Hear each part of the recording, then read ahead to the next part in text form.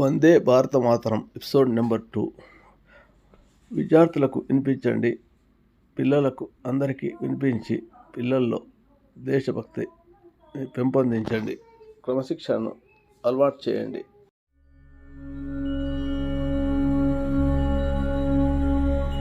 Lakkaraju Muralidhar Rao astro and remedies ఛానల్కు subscribe చేసుకోండి. వందే భారత మాతరం 3వ భాగం. నిన్నటి రోజు చెప్పుకున్నాం మనము ప్రతిజ్ఞ. దీన్ని రాసిన వారు శ్రీ పైడిమర్రి వెంకట సుబ్బారావు గారు. శ్రీ పైడిమర్రి వెంకట సుబ్బారావు గారు వారు జూన్ 10, 1916లో జన్మించినటువంటి వ్యక్తి. నల్గొండ జిల్లాలో అనపర్తినటువంటి గ్రామం లోపట. తర్వాత ఉద్యోగరీత్యా అనేక స్థలాలు తిరుగుతూ వారు విశాఖపట్నం లోపట డిటిఓ ఆఫీస్ లోపట కోశాధికారిగా పనిచేస్తున్న సమయంలో, అదే సమయంలో చైనా యుద్ధం రావడం, 1962 సంవత్సరంలో వారు ప్రతిజ్ఞ రాశారు. వారు విశేషం ఏంటంటే, ఈ ప్రతిజ్ఞ రాసిన తర్వాత ఎవరికి కూడా ఎవరు రాసిందో పేరు ఎక్కడ ప్రస్తావన జరగలేదు. కానీ ప్రతిజ్ఞ ఆ విధంగా అన్ని భాషలకు వెళ్ళిపోయింది. దేశంలో ఉన్నటువంటి అన్ని రాష్ట్రాల వాళ్ళు కూడా తమ తమ ప్రాంతీయ భాషల లోపల ప్రతిజ్ఞను వాళ్ళు అనువాదం చేసుకున్నారు. వేలు లక్షల మంది విద్యార్థులు ప్రతిజ్ఞ రోజు చేస్తున్నారు. దాంట్లో భావాన్ని అందరూ పట్టుకుంటున్నారు. కానీ రాసింది ఎవరో ఎవరికి తెలియదు. కాబట్టి వారి పేరు మనం తప్పకుండా స్మరించుకోవాలి. ముఖ్యంగా ఒక తెలుగువాడు చేసినటువంటి ఈ పని జాతీయ స్థాయిలో అందరికీ అనుకరణగా మారిపోయింది అనంటే తెలుగు వాళ్ళ గొప్పతనం ఎంత ఉందో అర్థం చేసుకోండి మొట్టమొదట. అందుకే చెయ్యెత్తి జైకొట్టు తెలుగోడ, గతమెంతో ఘనకీర్తి కలవాడ. ఆ విధంగా ఆ పైడిమర్రి వెంకట సుబ్బారావు గారు రాసినటువంటి ప్రతిజ్ఞ, దాంట్లో 9 వాక్యాలు ప్రధానంగా మనం చూస్తాం. కాబట్టి 9 వాక్యాలు కూడా దాంట్లో ప్రతి పదము ఒక మంత్రం. అది కాబట్టి జాగ్రత్తగా మనం పట్టుకుంటే మన జీవితంలో ఇప్పుడు చాలా మంది బాధపడుతున్నాం రకరకాల ఫెయిల్యూర్స్లో. రాబోయే రోజుల లోపల ఏ ఫెయిల్యూర్స్ మన దగ్గరికి రావుగా, మనకి అపజయాలు మన దగ్గరికి రావు, అన్ని జయాలే మనకు ఉంటాయి. అంత అర్థాన్ని వారు దాంట్లో ఇమిడ్చారు. కాబట్టి దాన్ని జాగ్రత్తగా పట్టుకునే ప్రయత్నం మనం చేయాలి. మొట్టమొదటినే భారతదేశము నా మాతృభూమి, భారతీయులందరూ నా సహోదరులు. ఇక్కడికి ఆపుదాం మనం, సమయం మనకు తగ్గుతుంది కాబట్టి. మిగతా విషయాలు మీరు ఆలోచించండి. ఎప్పుడైతే భారతమాత నా తల్లి అయిందో, ఆ తల్లి బిడ్డలందరూ ఏమవుతారు చెప్పండి? అన్న, చెల్లి, అక్క, తమ్ముడు, అక్క, చెల్లి, అన్న, తమ్ముడు. ఇదే బంధం కదా మనకు ఉండేది. కాబట్టి మనం కేవలం ఒక ప్రాంతం అంటలే, మనం భారతీయులందరూ కూడా నా యొక్క సోదరులు అంటున్నాం. మనం సహోదరులు, సహోదరులు అంటే ఒకటే కడుపులో పుట్టిన వాళ్ళు. ఒకటే కడుపులో పుట్టిన వాళ్ళు, వాళ్ళ బంధం ఎట్లా ఉంటుంది? అన్న, చెల్లి, అక్క, తమ్ముడు అనే బంధం. ఇప్పుడు ఒక్కసారి ఊహించుకోండి, మన తరగతి గదిలో ఉన్నటువంటి వాళ్ళందరూ కూడా అమ్మాయిలందరూ ఉంటారు, అబ్బాయిలందరూ ఉంటారు. అప్పుడు ఈ అమ్మాయిలందరూ ఈ అబ్బాయిలకి ఏమవుతారు? వయసు పెద్దగా ఉంటే అక్కయ్య, వయసు చిన్నగా ఉంటే చెల్లెమ్మ. అదేవిధంగా అబ్బాయిలందరూ అమ్మాయిలకి ఏమవుతారు చెప్పండి మీరే? వయసు పెద్దగా ఉంటే అన్నయ్య, వయసు చిన్నగా ఉంటే తమ్ముడు. ఇది కేవలం మన పాఠశాల అంటేనే మనం భారతీయులందరూ ఉంటున్నాం. ఈ భావన ఎప్పుడైతే వస్తుంటుందో మన లోపల, ఇది మన జీవితాంతం గుర్తుంచుకోవాల్సిన విషయం. ఇది నిజంగా ఇది జీవితంలో మనకు గుర్తుంటే, ఈరోజు ఏ అమ్మాయి అయినా సరే ఆమె బస్ స్టాప్లో నిలబడి ఏడ్చుకుంటూ ఉంటుందే? ఒకసారి ఆలోచించండి మీరు అందరూ కూడా. కాబట్టి ఎవరో ఒకళ్ళు రకరకాలుగా మాటలతో తూట్లు పొడుస్తూ ఉంటే మనం అక్కడే ఉన్నా కూడా ధైర్యంగా నిలబడి, రే ఆమె నా చెల్లెలు రా, ఆమె నా అక్కయ్య అనే ధైర్యం మనం ఇవ్వలేకపోతున్నాం. ఎందుకు? ప్రతిజ్ఞ మర్చిపోయినాం మనం. ఆ విధంగా అన్నవాడు ఎప్పుడో మర్చిపోయాడు, కానీ మనకు జ్ఞాపకం ఉన్నవాళ్ళం కూడా ఆ టైం మర్చిపోతున్నాం మనం. కాబట్టి ప్రతిజ్ఞ అనేది అంత పవిత్రమైంది. కాబట్టి నీ మనసులోనికి ఒక స్త్రీమూర్తిని చూస్తే ఆమె లోపట నీకు నీ తల్లి జ్ఞాపకం రావాలి, నీ చెల్లి జ్ఞాపకం రావాలి, నీ అక్కయ్య జ్ఞాపకం రావాలి. అదేవిధంగా పురుషుడు కనబడితే అమ్మాయిలకు కూడా ఇదే విధంగా గుర్తుపెట్టుకోండి. ఆయన లోపల మన యొక్క తండ్రి జ్ఞాపకం రావాలి, మన అన్నయ్య జ్ఞాపకం, మన తమ్ముడు జ్ఞాపకం రావాలి. ఈ భావన లేకుండా ఉంటే మన మనస్సు కలుషితమైపోతుంది. దానికి చెప్పాల్సిన అవసరం లేదు. ఎందుకంటే మన ఈ ప్రయాణం అంతా కూడా ఓన్లీ పాజిటివ్, నాట్ నెగిటివ్. కాబట్టి కేవలం మనం సకారాత్మకం పోతున్నాం. కాబట్టి మీరందరూ కూడా ఈ విధంగా ఆలోచించండి. ఆలోచించి ముందుకు పోదాం మనం. కాబట్టి ఇక నుంచి మన మనస్సులో ఈ భావన ఉంటే ఇప్పుడు జరిగే రకరకాల సమస్యలకు పరిష్కారం ఏంటంటే కేవలం ఇది ఒక రెండో వాక్యం ఒకటే, భారతీయులందరూ నా సహోదరులు అని చెప్పేసి. నాకు వెంబడి ఒక విషయం జ్ఞాపకం వస్తున్నది ఏంటంటే 1893 సంవత్సరంలో ఒక మహానుభావుడు అమెరికాలో చికాగో నగరంలో ఉపన్యాసం ఇవ్వడానికి వెళ్ళాడు. ఆయన ప్రపంచ సర్వమత మహాసభ అది. దాంట్లో ఆయనకు అనేక కష్టాలు పడ్డాడు. పోతున్నప్పుడు కూడా ఇక్కడ ఎవరు ఆయన సహకరించలేదు, చాలా ఇబ్బంది పడ్డాడు. వెళ్ళిన తర్వాత ఈ కష్టం మీద అక్కడ అవకాశం లభించింది ఆయనకు. అది కూడా భారతమాత కృప. కాబట్టి ఆ రోజు ఆ కార్యక్రమంలో చివర్లో వీరికి అవకాశం ఇచ్చారు. అప్పటికి చివర్లో అందరూ కూడా మనం చూస్తాం, మన స్కూళ్ళలో కూడా ఎట్లా చేస్తాం, మనము ఉదయం ఫస్ట్ పీరియడ్లో బాగా ఫ్రెష్గా ఉంటాం. మనం సాయంత్రం అయ్యేసరికల్లా ఎప్పుడు బెల్ అవుతుందో సహజం, అది అలిసిపోయి ఉంటాం కాబట్టి చూస్తుంటాం అనమాట. అదేవిధంగా 5 గంటల సమయంలో అప్పుడు ఒక 5 నిమిషాల ముందు ఈయనకు అవకాశం ఇచ్చారు స్వామీజీకి. Now a young monk from India will speak అని చెప్పేసి అధ్యక్షుల వారు చెప్పేశారు, అనౌన్స్ చేశారు. స్వామీజీ వచ్చి నిలబడ్డాడు మాట్లాడదామని చెప్పేసి. అందరూ అనుకున్నారు మిగతా వాళ్ళేమో మెరిసిపోతున్న బట్టలు, వాళ్ళ కిరీటాలు బ్రహ్మాండం. కానీ ఈయన ఒక సాధారణమైనటువంటి ఒక కాషాయ వస్త్రాలు ఒక సాధారణ యువ సన్యాసిగా నిలబడ్డాడు. అందరూ అనుకున్నారు ఈయన ఏం చెప్తాడు అని చెప్పేసి. కొంతమంది పైకి కూడా సగం లేచారు పూర్తిగా. స్వామీజీ మాట్లాడమని పోయేసరికల్లా ఆయన నోటి నుంచి మాట రావడం లేదు. ఆయన ఒక్కసారి గట్టిగా ఏడ్చేశాడట. పాపం, నేను ఎందుకు వచ్చాను ఈ దేశానికి, నా దేశం యొక్క గొప్పదనాన్ని చెప్పాలని వస్తే నా నోటి మాట రావడం లేదేంటి. కాబట్టి గుర్తుపెట్టుకోండి, ఎప్పుడు మనము ఇబ్బందిలో ఉంటామో మనం ప్రధానంగా మనము ముగ్గురిని జ్ఞాపకం పెట్టుకోవాలి, అమ్మను, నాన్నను, మన గురువులను. కాబట్టి వాళ్ళు ఎక్కడున్నా సరే మనకు తప్పకుండా మనకు కనెక్ట్ అవుతారు. మనకు నవ్వు వస్తుంటుంది, వాళ్ళు ఎక్కడున్న వాళ్ళు మనకి ఎట్లా కనెక్ట్ అవుతారండి అని చెప్పేసి మనం చూస్తాం. తర్వాత మన ఉపన్యాసం తర్వాత మీకే అర్థమవుతుంది విషయం. ఒక్కటే గుర్తుపెట్టుకోండి, సెల్ ఫోన్ ఇక్కడ ఉంది, సెల్ ఫోన్ మీ దగ్గర ఉంది, మధ్యలో ఎలాంటి వైర్ లేదు ప్రస్తుతం, అయినా కూడా నేను చెప్తున్న మాట మీకు వినబడుతుంది. అక్కడ ఎట్లా వినబడుతుంది చెప్పండి? కనెక్టివిటీ. ఈ యొక్క ఫోన్ ఎవరు చేశారు? మనిషి యొక్క మేధస్సు. మనిషి యొక్క మేధస్సు చేసినటువంటి ఫోనే మాట్లాడుకుంటూ కనెక్ట్ అవుతున్నప్పుడు మనిషి ఎందుకు కనెక్ట్ కాడు చెప్పండి? సింపుల్ సూత్రం ఇది గుర్తయితే మాత్రము మనం ఎగ్జామ్స్ కూడా బాగా రాస్తాం. ఒకదానికి కూడా కనెక్టివిటీ ఉంది, బాగా గుర్తుపెట్టుకోండి. పరీక్షలు కూడా రాస్తాం మనం బాగా. ఆ తర్వాత మనకు అంశం వస్తుంది, చెప్తా, అప్పుడు గుర్తు చేస్తాను పెట్టాను. కాబట్టి ఆ విధంగా వెంబడి ఎక్కడి నుంచి ఒక శక్తి ఆయనకు వచ్చేసి ఏమన్నదంటే, నాయన ఎందుకు భయపడుతున్నావు, నేను ఉన్నాను కదా, గో అహెడ్, ముందుకెళ్ళిపో అని చెప్పేసి. ఎవరా శక్తి? గురుశక్తి, ఆయననే రామకృష్ణ పరమహంస. కాబట్టి ఇది ఒక్క విషయాన్ని మనం గుర్తుపెట్టుకుంటే ఎక్కడ అధైర్యపడం. మనం తొందరపాటు నిర్ణయంతో మనం వేరే రకరకాలుగా మన జీవితాలను మనం పాడు చేసుకోవడం గుర్తుపెట్టుకోండి. కాబట్టి ఎక్కడ ఇబ్బంది ఉన్నా సరే అమ్మ ఉంది, నాకు నాన్న ఉన్నారు, మా గురువులు ఉన్నారు, ఉపాధ్యాయులు ఉన్నారు. ఈ 3 విషయాలు మనసులో అనుకుంటే మనకు చెప్పలేని ధైర్యం వస్తుంది మనసులో. మనం ఆ కష్టం నుంచి సులభంగా బయటకు వచ్చే పరిష్కారము అక్కడ నుంచి మనకు లభిస్తుంది. ఇప్పుడు చెప్పిన ప్రకారం లభిస్తుంది, గుర్తుపెట్టుకోండి.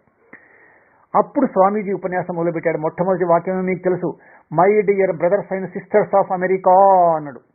అంతవరకు సగం వరకు లేచిన వాళ్ళు పూర్తిగా పైకి లేవలేకపోతున్నారు, కింద కూర్చోలేకపోతున్నారు, మధ్యలో ఆగిపోయారు. అందరి శ్వాస ఆగిపోయింది. ఒక్కసారి చెప్పట్లు గట్టి కూడా. ఎందుకంటే అంతవరకు ఉదయం నుంచి మాట్లాడిన వాళ్ళందరూ ఏం మాట్లాడుతున్నారు? ఓ లేడీస్ అండ్ జెంటిల్మెన్, అంటే ఓ పురుషులు, ఓ స్త్రీలు అని చెప్పేసి వాళ్ళు మాట్లాడుతుంటే స్వామీజీ ఏమన్నాడు? నా ప్రియమైనటువంటి అమెరికా సోదర సోదరీమణులారా. ఆ సోదర సోదరి భావన అనేది అందరినీ కదిలించింది. అక్కడి నుంచి స్వామి అనర్ఘళంగా మొదలుపెట్టేశాడు అనమాట. మన దేశం గొప్పదాన్ని చెప్తూ ఏమంటున్నాడంటే, మా దేశం లోపల మేము రాయికి, రప్పకు, గుట్టకు, చెట్టుకు, పుట్టకు నమస్కారం చేస్తాము అన్నాడు. ఈలో కొంతమంది హేళనగా నవ్వారు. అప్పుడు స్వామీజీ గమనించాడు ఆ విషయాన్ని. మళ్ళీ చెప్తున్నాడు, ఎందుకో తెలుసా, మేము రాయి, రప్ప, గుట్ట, పుట్ట, చెట్టు, పాము అన్నిట్లో కూడా మేము ఏం చేస్తామంటే భగవంతుని చూస్తామేమో అని చెప్పేసి. ఎప్పుడు ఈ విషయం విన్నారో అందరూ వాళ్ళని మర్చిపోయారు. కూర్చున్నటువంటి అధ్యక్షుల వారు కూడా సమయం మర్చిపోయారు. ఆ విధంగా స్వామీజీ యొక్క ఉపన్యాసం అనేది బ్రహ్మాండం కొనసాగింది. మరుసటి రోజు ఏ పేపర్ నుండి చూసినా కూడా ఏముందంటే, the great young monk from India అని చెప్పి స్వామీజీ యొక్క నిలువెత్తు ఫోటోలు. అందరూ కూడా అరుస్తున్నారు, స్వామీజీ మీరు మా దగ్గరికి రండి, ఉపన్యాసం ఇవ్వండి అని చెప్పేసి ఆ విధంగా ఒక 6 మాసాల వరకు స్వామికి ఊపిరి తీసుకోకుండా ఈ విధంగా కార్యక్రమాలు నిర్ణయమైపోయినాయి.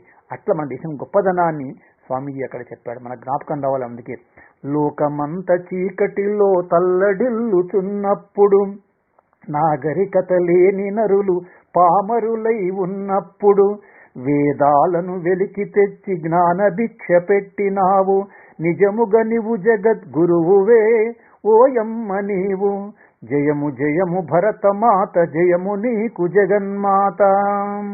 భారతమాత యొక్క గొప్పదాన్ని మళ్ళొక్కసారి జగద్గురు స్థానంలో నిలబెట్టే మహానుభావుడు వివేకానంద స్వామీజీ అక్కడ నిలబెట్టాడు. అటువంటి ప్రదేశానికి నేను వెళ్ళాను ఒకసారి 2017లో చికాగో వెళ్ళినప్పుడు. తప్పకుండా ఆ స్వామీజీ ఇక్కడ మాట్లాడాడో ఆ స్థలం చూడాలని మనసులో బలమైన కోరిక నాకు. ఆ స్థలానికి వెళితే ఆ స్థలము అక్కడ డోర్ వాళ్ళు లాక్ చేశారు, దాన్ని మ్యూజియంగా మార్చారు. ఆ రోజు ఎందుకో మరి తెలియదు, డోర్ లాక్ చేశారు. అడిగితే చెప్పారు లోపల అంతే మ్యూజియం ఉంది, ప్రశ్న అది వివేకానంద మ్యూజియంగా మార్చారు దాన్ని. బయట స్వామీజీ యొక్క పెద్ద విగ్రహం ఉంది, రాతి విగ్రహం పెద్దదనమాట. అనేక మంది మన దేశం వాళ్లే కాదు, అనేక మంది వాళ్ళు వస్తున్నారు, అక్కడ పుష్పగుచ్చాలు కొనుక్కుంటున్నారు. కొనుక్కొచ్చి స్వామీజీ పాదాల దగ్గర అర్పణ చేస్తుంటే నాకు అనిపించింది, ఆహా మన స్వామికి ఇప్పటికి కూడా ఈ దేశంలో ఇంత గౌరవం ఉందా అని చెప్పేసి నాకు అనిపించింది. సరిగ్గా ఆ హాల్ ఉన్నటువంటి ముందు భాగంలోనే ఒక చిన్న రోడ్డు ఉన్నది. ఆ రోడ్డుకు వాళ్ళ పేరు కూడా ఏం పెట్టారంటే వివేకానంద మార్గ్ అని పెట్టారనమాట. ఆ విధంగా స్వామీజీ తన యొక్క ప్రతిభతో ప్రపంచం లోపటనే భారతదేశానికి ప్రత్యేకమైన గుర్తింపు ఇచ్చిన మహానుభావుడు స్వామీజీ. అటువంటి స్వామీజీ యొక్క ఆలోచనలను మనం ఎప్పుడు కూడా మర్చిపోకుండా ఆయన చెప్పిన విషయాలను ఒక్కసారి మనం స్ఫురణ చేసుకుంటే చాలట మన లోపల తెలియకుండా ఒక శక్తి వస్తుందని చెప్పడం కొరకు ఈ విషయం మీ ముందర ప్రస్తావన చేశాను. తర్వాత అక్కడి నుంచి ప్రతిజ్ఞ లోపట మళ్ళీ చెప్తున్నాను, వందే మాతరం కానీ ప్రతిజ్ఞ కానీ 10th క్లాస్ వరకే పరిమితం చేసుకోవద్దు. మన జీవితంలో మనం రోజు చేసే ప్రార్థన కావచ్చు, పూజ కావచ్చు, దాంట్లో భాగంగా దీన్ని కూడా జోడించుకున్నట్లయితే ఇది మన లోపల దేశభక్తి అనే భావన మన లోపల అణువణువున కణకణంలో ఉంటుంది. కాబట్టి అప్పుడు మనకు తప్పకుండా దేశం అంటే మాతృభూమి అంటే అర్థం ఏంటంటే మన అమ్మను మనం ప్రేమిస్తున్నాం కాబట్టి ఆ విధంగా మన అమ్మను ఆ విధంగా మనం గౌరవిస్తున్నాం. కాబట్టి ఆ భావనతో మనము ఇది మనం జీవితాంతం వరకు కూడా మనం ఈ యొక్క ప్రతిజ్ఞ రోజు చేస్తూనే ఉండాలి.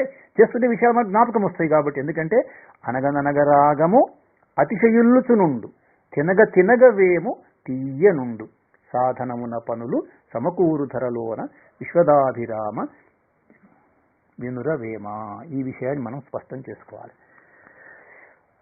తర్వాత స్వామీజీ ఉపన్యాసమైనటువంటి రోజు రాత్రి సంఘటన మనం గుర్తు చేసుకోవాలి. రాత్రి స్వామీజీకి బ్రహ్మాండమైనటువంటి ఒక గది ఇచ్చారు, ఒక మేడపైనటువంటి గది ఇచ్చారు, చాలా బ్రహ్మాండ సౌకర్యాన్ని పెట్టారు. మరుసటి రోజు ఉదయం ఆ ఇంటి యజమానులు అక్కడికి పోయి చూస్తే స్వామీజీ కళ్ళు ఎర్రగా అయిపోయినాయి పూర్తిగా అనమాట. స్వామి అడిగారు, ఏంటి స్వామీజీ మీరు రాత్రి నిద్రపోలేదా అని చెప్పేసి. అయ్యా రాత్రి అంతా నేను ఏడుస్తూ కూర్చున్నాను, ఈ కిటికీ ఉండా మా దేశం వైపు చూస్తున్నానయ్యా, ఎందుకంటే నేను ఇక్కడ హాయిగా ఉన్నాను ఈ రాత్రి పూట, కానీ నా దేశం లోపల అనేక మంది అర్ధరాత్రి పూట వాళ్లకు బట్టలు కూడా సరిగ్గా లేకుండా రోడ్ల మీద పడుకొని ఉంటారు కదా, అది జ్ఞాపకం వచ్చింది. కాబట్టి వాళ్ళు ఎవరయ్యా, సాక్షాత్ వాళ్ళు దరిద్ర నారాయణులు అని చెప్పాడు స్వామీజీ. కాబట్టి వాళ్ళ విధంగా ఉంటే నాకు ఇక నిద్ర వస్తుంది. ఇది దేశభక్తి, ఇది స్పందన. కాబట్టి అటువంటి స్పందనను స్వామీజీ చూపించారు.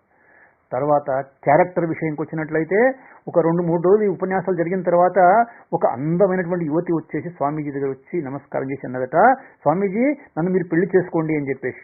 స్వామీజీ అన్నాడు వెంబడే ఆయన ముందర సాష్టాంగ నమస్కారం చేశాడు. అమ్మా నాకు మళ్ళీ జన్మంటూ ఉంటే నేను మీ యొక్క కడుపులో మీ కొడుకులాగా పుట్టాలమ్మా అని చెప్పాడట. ఇది స్వామీజీ యొక్క క్యారెక్టర్. కాబట్టి అది మనము యువతకు మనం గమనించాల్సింది. అందుకే స్వామీజీ యొక్క సాహిత్యాన్ని మనము ప్రతి ఒక్క పదాన్ని ప్రతి అక్షరాన్ని మనం మనసులో నింపుకున్నట్లయితే ఇప్పుడు జరిగే రకరకాల డిప్రెషన్స్ ఏది ఉండవు మనకు గుర్తుపెట్టుకోండి. ఆ విధంగా స్వామీజీ యొక్క దర్శనం అనేది నాకు మళ్ళొక్కసారి ఆ విధంగా అమెరికాలో జరిగిందనే విషయం మీకు గుర్తు చేస్తున్నాను అన్నమాట. కాబట్టి ప్రతిజ్ఞను మీరు ఆ విధంగా మనసులో పెట్టుకొని దాన్ని నిరంతరం కూడా స్మరణ చేసుకుంటూ ముందుకు పోవాలన్నమాట. తర్వాత స్వామీజీ ఎప్పుడైతే తిరిగి వచ్చాడో, వెళుతున్నప్పుడు స్వామీజీకి ఎవరు వీడుకోలు చెప్పడానికి కూడా ఎవరు లేరు, ఒక 2 తప్పించి. కానీ ఎప్పుడు ఈ విషయం తెలిసిందో అప్పుడు మన వాళ్ళకి తెలిసిందన్నాడు, ఓహో స్వామీజీ ఎంత గొప్పవారా అని చెప్పేసి. వారు దిగి వస్తూ ఉంటే వీళ్ళందరూ కూడా కొన్ని వేలు కాదు లక్షల మంది అసలు ఎదురు చూస్తున్నారట వారికి సన్మానం చేయాలని చెప్పేసి. స్వామీజీ దిగిన వెంబడే ఆ యొక్క ఆ ఇసుక తిన్నెల మీద సముద్ర బొడ్డు లోపట దిగినంబడి ఆ మట్టినంతా పైన పోసుకుంటున్నాడు. తర్వాత ఏం చేశాడంటే మొత్తం ఆ యొక్క వాటిలో పడి ఆ మట్టిలో పడి పొర్లాడుతున్నాడు అనమాట. స్వామీజీ అన్నటువంటి విషయం ఏంటంటే, ఇది నా దేశము వీరు నా సోదర సోదరీమణుల్, నాకిందే ఇహంబున్ పరంబున్, ఇది నా కోరికలల్లుకొన్నదివి, ఇందే పుట్టి జీవించి పొందుదు చిత్సంగతి, ఈ ధరారజములో దొర్లాడి ఈ గాలులం, హృదయాశావధి నిల్పి అర్చింతును ఈ దేవిని పరాదేవిగా అని చెప్పేసి అనేసరికల్లా మిగతా వాళ్ళు ఆశ్చర్యపోయారు. ఏంటి స్వామీజీ మీకు ఏమైనా పిచ్చి పట్టిందా అట్లా చేస్తున్నారు అంటే, పిచ్చి కాదయ్యా, ఇన్ని రోజులు నా యొక్క ఈ దేహం అనేది అక్కడ అది భోగభూమి, ఇది నా కర్మభూమి, ఇది నా పుణ్యభూమి. కాబట్టి ఈ భోగభూమిలో వేసినటువంటి ఈ యొక్క శరీరాన్ని నేను శుభ్రం చేసుకుంటున్నాను. ఎట్లా అంటే, ఈ భూమిలో ఈ మట్టి మీద రాముడు నడిచాడయ్యా, కృష్ణుడు నడిచాడయ్యా, రామకృష్ణ పరమహంస నడిచాడయ్యా. కాబట్టి ఇది పవిత్రమైనటువంటి మట్టిని, ఈ మట్టి ద్వారా నేను నాకు అంటినటువంటి అక్కడ భోగభోగం ఉన్నటువంటి ఆ యొక్క భోగాన్ని అంతా కూడా తుడిచిపెట్టేస్తున్నాను అని చెప్పి స్వామీజీ అవి విధంగా దేశభక్తి అంటే ఎట్లా ఉంటుందో మళ్ళొక్కసారి స్వామీజీ మనకు చూపించగలము. కాబట్టి ఈ పవిత్రమైన మట్టితో తన శరీరాన్ని శుభ్రం చేసుకున్నటువంటి స్వామీజీ మనకు ఆదర్శనీయుడు. కాబట్టి ఇటువంటి విషయాలు మనం మన జీవితానికి అన్వయం చేసుకుంటే, అంటే మనం ఎక్కడున్నా సరే, ఇంతకుముందు చెప్పుకున్నాం మనం ముందే, జనని జన్మభూమిశ్చ స్వర్గాదపి గరీయసీగపి. కాబట్టి అదొక విషయము. రెండవది, మనకు జీవితంలో ఏ సమస్య వచ్చినా సరే మన తల్లిదండ్రులను మన గురువును ఎప్పుడు స్మరించుకుంటే అక్కడి నుంచి మనకు పరిష్కారం లభిస్తుంది. ఈ రెండు విషయాలు మనం దృష్టిలో పెట్టుకోవాలి. పెట్టుకుంటే తప్పకుండా మన యొక్క జీవితంలో కూడా మార్పు వస్తుంది. జనని జన్మభూమిశ్చ స్వర్గాదపి గరీయసి అని ఎవరన్నారు అనేసరికి అందరూ మనసులోకి ఏమొస్తుందంటే, ఎవరన్నారు సార్, ఇది ఒక పాట కదా సార్, ఈ పాట జననీ జన్మభూమిశ్చ స్వర్గాదపి గరీయసి. ఎవరు పాడారు అంటే వెంబడి ఏమంటాం మనం, ఎన్టీ రామారావు అని చెప్పేస్తుంటాం. ఈ మన శ్రీరాముడు చెప్పాడయా, మనం చెప్పగలగాలి. అంతకుముందు ఏమన్నాడు స్వామి, ఎవరు శ్రీరామచంద్రుడు, అపి స్వర్ణమయీ లంక నమే లక్ష్మణ రోచతే జననీ జన్మభూమిశ్చ స్వర్గాదపి గరీయసి. నాయనా లక్ష్మణ, ఈ లంక బంగారమయం కావచ్చురా, మనం వెళ్ళాల్సింది మాత్రం అది మట్టిది కావచ్చురా, అయోధ్య, అక్కడికి పోవాలరా అని చెప్పేసి. కాబట్టి ఇది మనం జీవితంలో గుర్తుపెట్టుకోవాల్సిన విషయం. ప్రపంచంలో అంతా మీరు తిరగండి, బాగా మీ జ్ఞానాన్ని పెంపొందించుకోండి, పెద్ద పెద్ద ఉద్యోగాలు చేయండి, కానీ కన్న తల్లిని, పుట్టిన ఊరును, చదివిన పాఠశాలను, చదువు చెప్పినటువంటి గురువులను, మాతృభాషను, మాతృదేశాన్ని మాత్రం మర్చిపోవద్దు. ఇది చాలా జాగ్రత్తగా మీరు పట్టుకుంటే తప్పకుండా మళ్ళొక్కసారి మన యొక్క దేశము ప్రపంచంలో గురుస్థాయికి పోతుంది. వందే భారత మాతరం.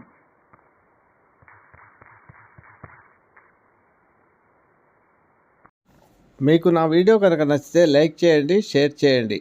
ఈ వీడియో కింద ఉన్న బెల్ ఐకాన్ను క్లిక్ చేయడం ద్వారా నా ఛానల్ను సబ్స్క్రైబ్ చేసుకోండి. దీనివల్ల మీకు నా వీడియోలు అందుబాటులో ఉంటాయి. Thank you.